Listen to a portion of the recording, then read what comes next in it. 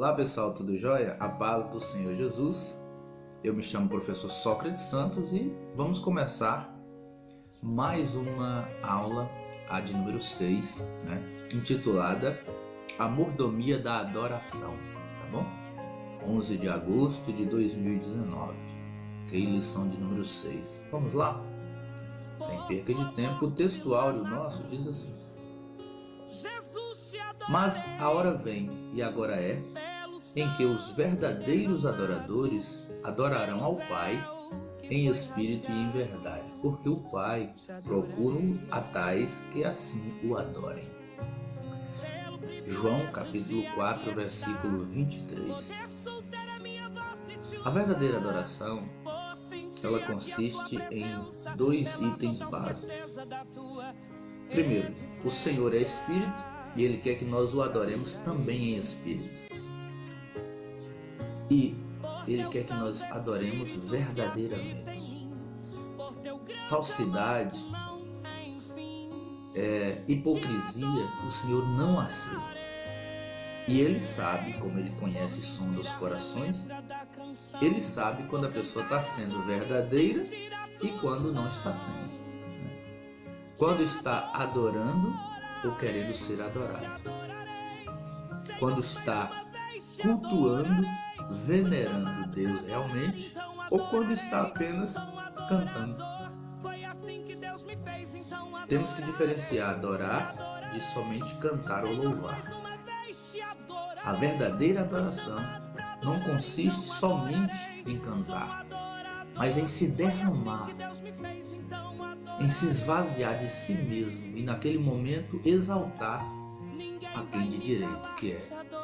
Quem merece toda a honra e toda a glória é o nosso Deus, o poderoso Deus, Então, é muito importante, pessoal, isso aqui. E a verdade prática, ela vai no ponto-chave. Olha, Deus procura os verdadeiros adoradores e não as celebridades. O que está acontecendo hoje? Hoje, nos cultos, nas igrejas, nos púlpitos, estão até intitulando show da fé. Tudo bem que a palavra show significa mostrar a sua fé, mas às vezes está servindo de show, de espetáculo, e a adoração está longe. Às vezes, numa igrejinha humilde, há mais adoração do que nas grandes catedrais. Não é verdade? A adoração, ela tem que ser em espírito. Não é o lugar que importa, é a forma. É como você e eu adoramos a Deus. Isso é que importa para Deus. Vamos lá. A introdução diz assim: no Antigo Testamento só se podia oferecer culto no tabernáculo ou no templo. No Novo Testamento, do ponto de vista espiritual, Jesus Cristo aprofundou o sentido da adoração conforme narra o evangelista João.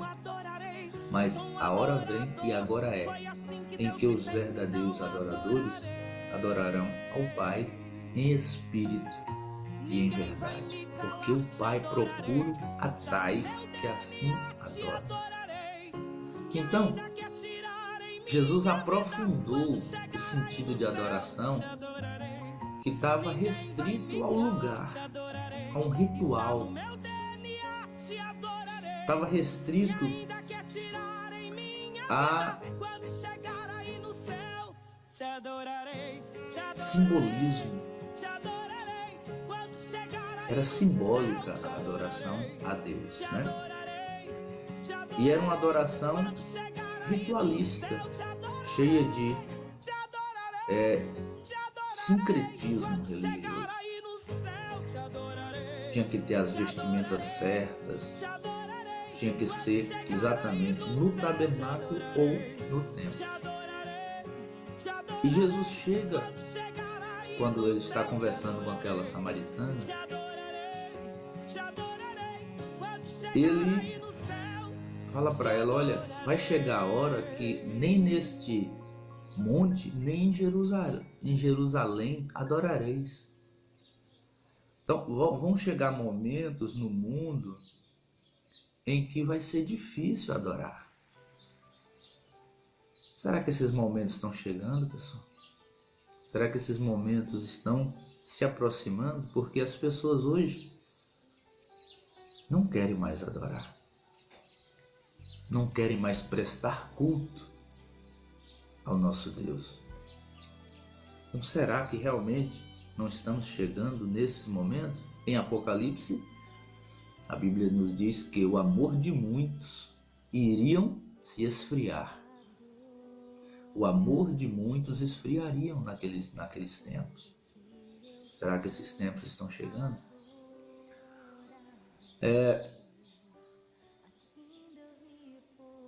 O sentido da palavra adoração, vamos lá. Adorar vem do latim adorationem. No sentido etimológico, significa culto ou veneração que se presta a uma divindade. Culto e veneração. Para o cristão, a adoração é a veneração elevada que se presta ao Deus Altíssimo, que subsiste em três pessoas distintas, a Santíssima Trindade, que é Pai, Filho e Espírito Santo. E nós não podemos, de maneira alguma, adorar apenas a uma dessas pessoas que forma o Deus dos céus. A Santíssima Trindade, ela tem que ser adorada em suas três ramificações mais importantes: Pai, Filho e Espírito Santo, ou seja, Deus, Jesus, que é o Filho, e Deus Espírito Santo. Todos eles são Deus e formam um único Deus. No Antigo Testamento, a palavra hebraica era shahar. Ocorre mais de 100 vezes e significa curvar-se. Curvar-se, prostrar-se diante de Deus. Há ainda a palavra abad, que traz o sentido de adorar como trabalhar e servir a Deus. Essa é a perspectiva de adoração na antiga aliança. Agora, o livro de Êxodo revela que Deus mandou Moisés, Arão, Nadab e Abiú e os 70 anciãos subir ao monte e inclinar-se de longe como sinal de reverência e adoração ao Eterno. Então, quando a gente vê Deus mandando que eles se ajoelhassem de longe em reverência e adoração, a gente vê que na história, todos os reis, quando desfilam, quando passam pelos seus súditos, eles se ajoelham em sinal de reverência e respeito à autoridade suprema de um rei. E o nosso Deus, o nosso Senhor Jesus, ele é o Rei da Glória. Por isso nós nos ajoelhamos em sinal de reverência, de respeito a esse reinado. E a adoração também é um agradecimento, é um reconhecimento, é uma veneração ao seu poderio, à sua glória, à sua grandeza, né? Então, por isso que nós nos ajoelhamos, porque somos pecadores, somos seus súditos, seus servos. É uma maneira de reverenciar ao Senhor Jesus, tá bom? No Novo Testamento, a palavra é proscúneo, aparece 59 vezes. Significa prostrar-se ou adorar, prestar homenagem, venerar alguém, ser reverente ou beijar a sua mão. Há também o verbo prosecunesa, que significa prostrar-se como sinal de reverência, prostrar como homenagem, né? Nesse sentido, a narrativa da adoração dos magos a Jesus fundamenta a perspectiva da adoração na Nova Aliança. Os três reis magos quando vieram visitar o menino Jesus, eles eram de outros países do Oriente, reis também, eles eram reis, e eles trouxeram o melhor que tinha lá na sua, como se diz assim, nos seus países, né? Trouxeram ouro, mirra, incenso. E o que a gente percebe é que para Deus a gente tem que trazer o melhor de nós. Na adoração a gente tem que trazer o melhor de nós para Deus. Esses reis, sendo reis, vieram prestar homenagem ao Rei dos Reis. Então nós temos que adorar a Deus também prestando homenagem, né? Trazendo presentes, que é o maior presente que a gente pode dar para Deus. Nós não somos ricos, nós não somos reis, mas nós podemos dar a Deus o que está lá dentro de nós, o melhor, que é a adoração a Ele, que é exaltá-lo entre outros deuses, colocar Ele em primeiro lugar na nossa vida. Coisa linda, né, irmãos? Então, os 3 reis magos visitaram Jesus e trouxeram-lhe presentes. Adoraram a Deus com tudo, com o melhor que eles tinham. Então isso significa que se eu sei cantar lindamente, eu vou adorar a Deus com a minha voz. Se eu sei apenas orar, eu vou adorar a Deus com a minha adoração, com a minha oração. Se eu sei servir no templo, limpar a casa do Senhor, eu vou adorar a Deus com o meu talento. Se eu sei tocar um instrumento, eu vou adorar a Deus com minhas mãos. Se eu sei pregar a palavra de Deus, eu vou adorar a Deus com a minha pregação.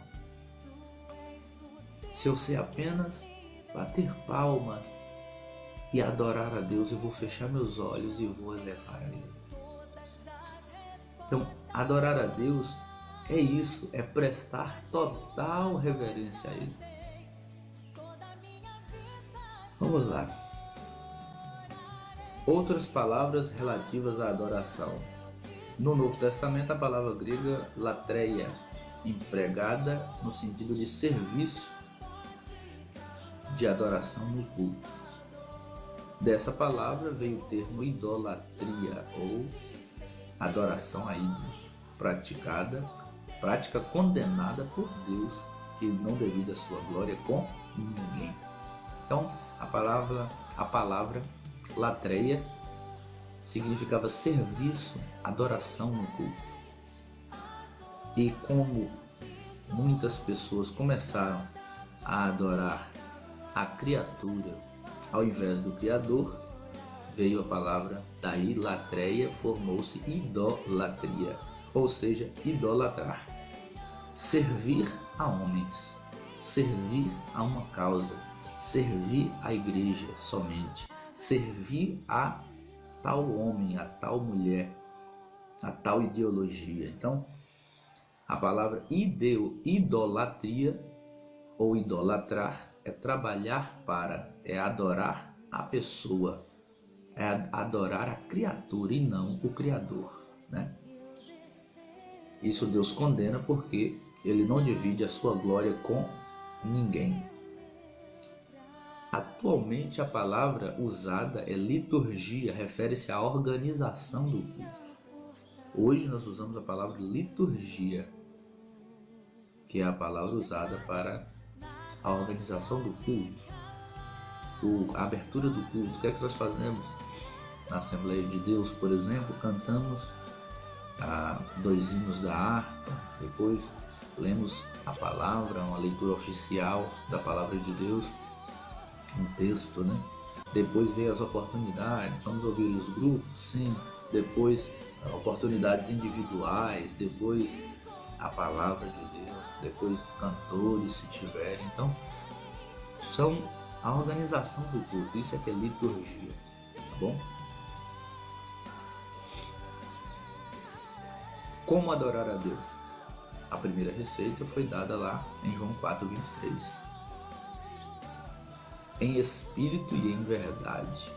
Após ouvir de modo atencioso e reverente a palavra de Jesus, a mulher samaritana ficou impressionada e o reconheceu como profeta. Está lá em João 4,19. Ele diz: vejo que és profeta. Então, o que levou aquela mulher a reconhecer isso nele? Primeiro, ele contou a vida dela sem a conhecer. Ele sabia de coisas que somente ela sabia. Ele sabia de intimidades da vida dela que nem quem morava lá na aldeia onde ela vivia não conhecia esses detalhes. Então o Senhor, Ele é aquele que sonda os corações. Ele conhece detalhes da nossa vida que só nós sabemos. Então quando Jesus conta para ela, Jesus fala para ela: olha, você tem marido? Ela disse: não. E Jesus fala: pois é, tiveste 5 e o que tens agora não é teu. Ou seja, falou com ela: você vive uma vida assim, assim, assim. E ela disse: não tem como alguém saber disso. Você não mora na minha aldeia, você não me conhece, eu estou te vendo a primeira vez agora. Como você sabe tudo isso? Então, só pode ser profeta, só pode ser alguém vindo de Deus, né?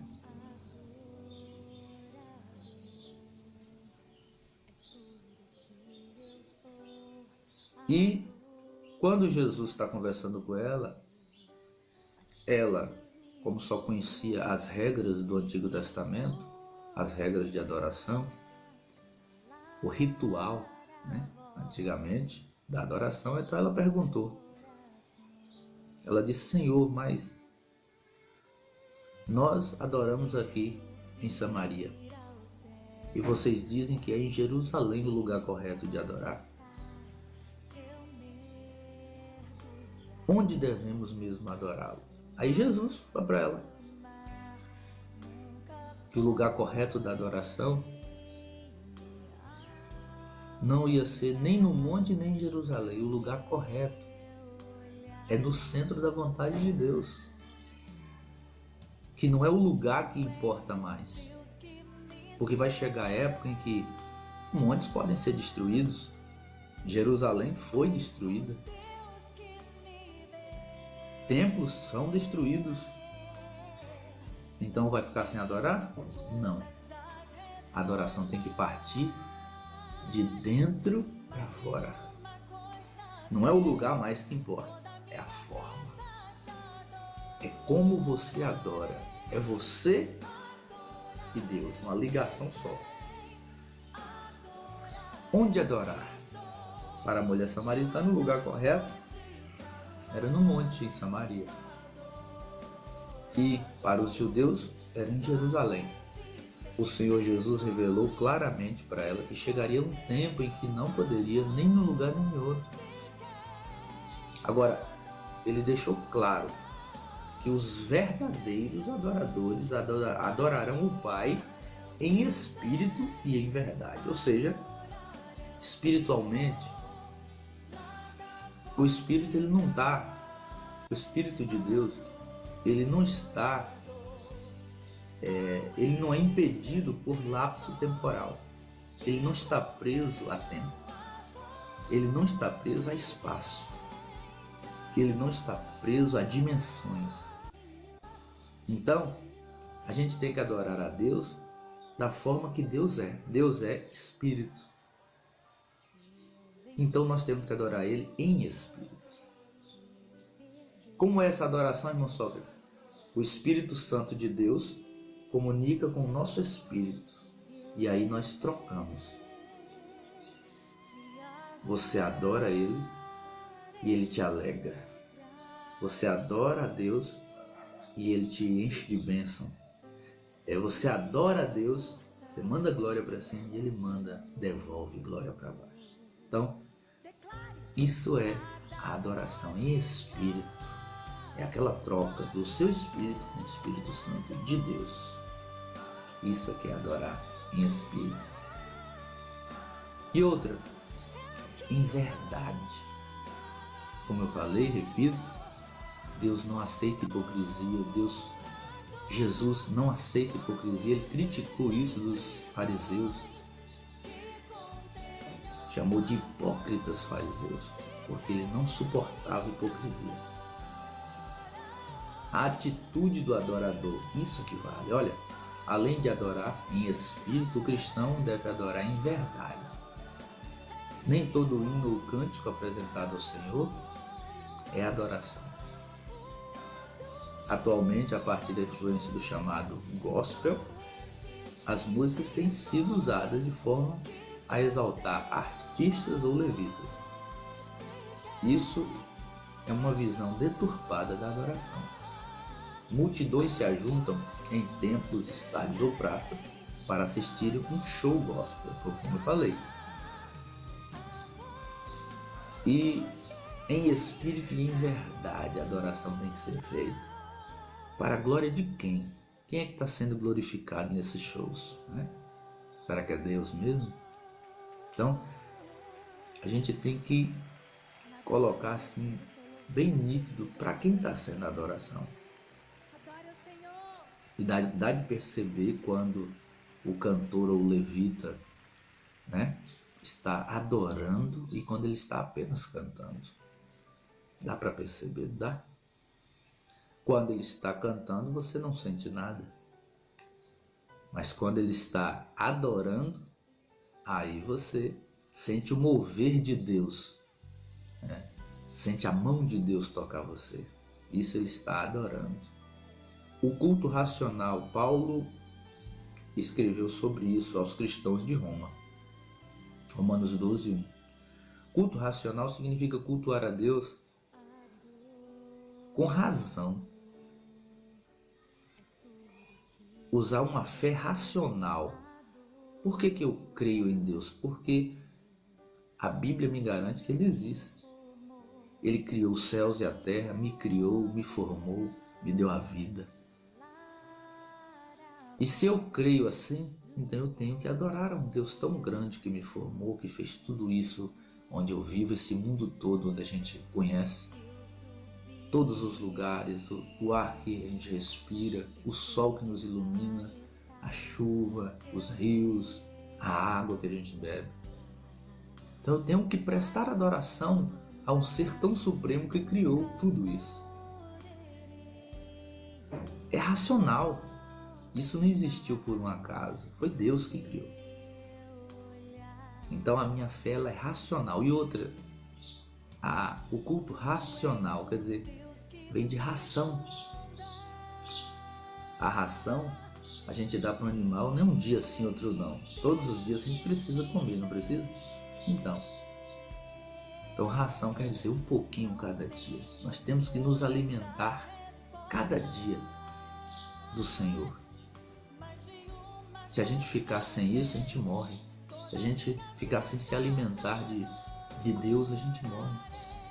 Então é uma ração. Deus ele quer que a gente se alimente dele. O que é durante a ceia? Durante a ceia, está lá escrito lá em 1 Coríntios 11:23, ele diz: comei e bebei, comei da minha carne e bebei do meu sangue, para que tenhais vida em mim. Então ele quer que a gente coma e beba dele todos os dias, racionalmente, ou seja, todos os dias nos alimentemos dele, tá?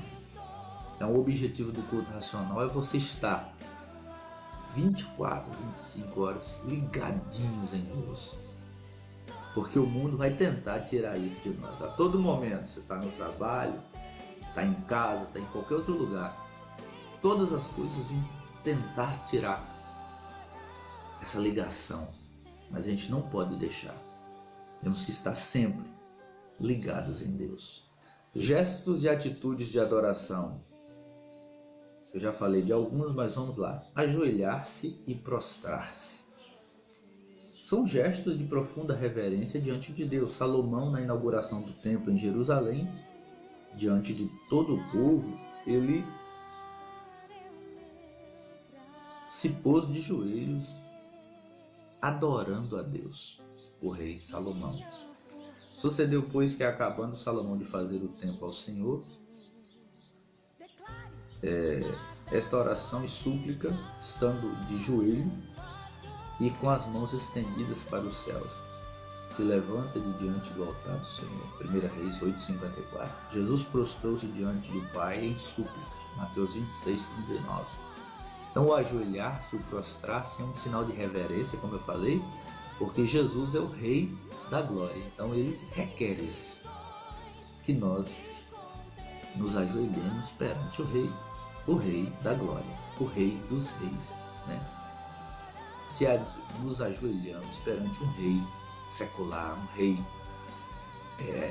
do nosso tempo, um rei temporal que reina e depois morre e acaba, e um rei eterno, como o nosso Jesus, que o seu reino é eterno, né?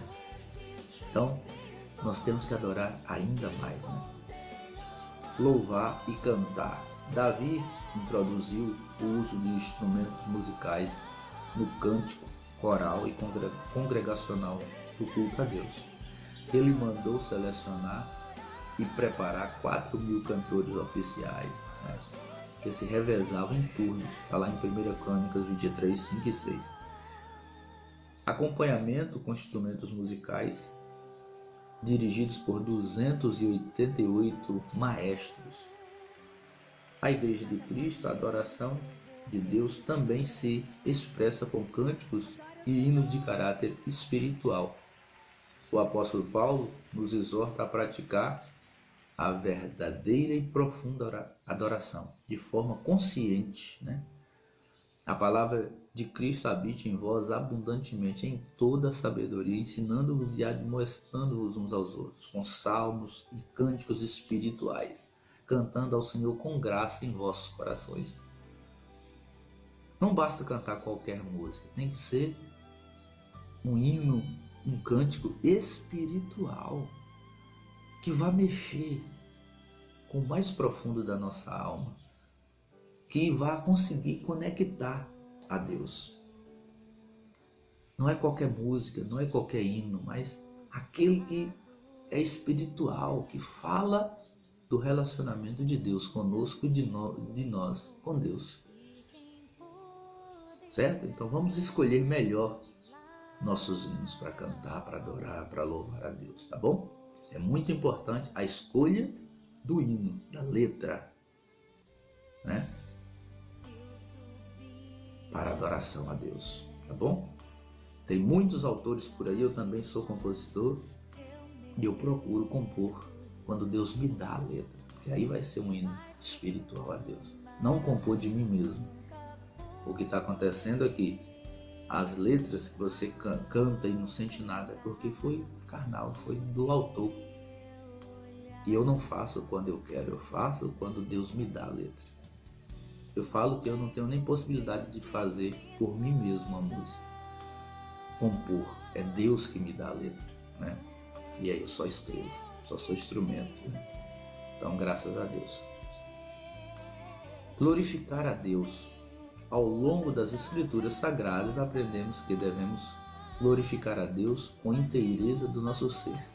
1 Tessalonicenses 5:23. Ora, se nós somos templo do Espírito Santo, significa que ele habita em nós. Logo, Deus não aceita nada menos que o todo do nosso ser, né? Corpo, alma e espírito. O salmista lembra-nos de que nossa adoração deve ser expressa da seguinte maneira. Salmo 50:14. Oferece a Deus o sacrifício de louvor e paga ao Altíssimo os teus votos. Então, é uma forma de nós oferecermos a Deus o louvor, né? É como se fosse uma oferta mesmo. Quando você está adorando a Deus, você está ofertando a Deus o seu melhor. E a oferta sempre é o melhor. Sempre a oferta é o melhor que você tem. Por que que Deus aceitou a oferta de Abel e rejeitou a de Caim? Abel deu o seu melhor. Caim deu talvez o que sobrou. E Deus sabe de todas as coisas. Ele sabe que ali não era o melhor dele. Por isso ele rejeitou a oferta de Caim. Então não louve de qualquer maneira.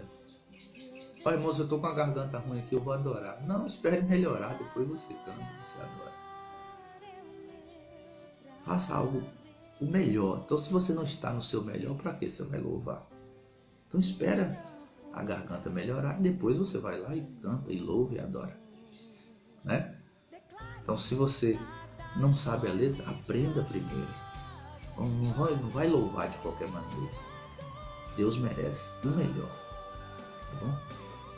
E claro, pagar os votos que você faz a Deus, tá bom? Temos que cumprir aquilo que prometemos ao Senhor. A palavra de Deus nos ensina que quem oferece sacrifício de louvor o glorifica. É um privilégio glorificar a Deus e apresentar-nos diante dele. Então, como eu posso glorificar a Deus? Vivendo uma vida de santidade e adorando a Ele, certo? E para concluir, temos aqui a mordomia da adoração.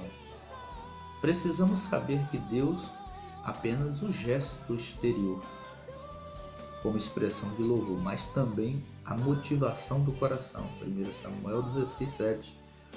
Oremos como Davi orou: Senhor, Tu me sondas e me conheces. Tu conheces o meu assentar e o meu levantar. De longe entendes o meu pensamento. Salmo 139, 1 e 2. O Senhor esquadrinha o nosso entendimento, conhece o nosso assentar e o nosso levantar. Conhece a palavra antes que ela chegue à boca. E nós temos que entender isso, que o Senhor, Ele não aceita qualquer coisa. Nós temos que dar a Ele o nosso melhor. Tá bom?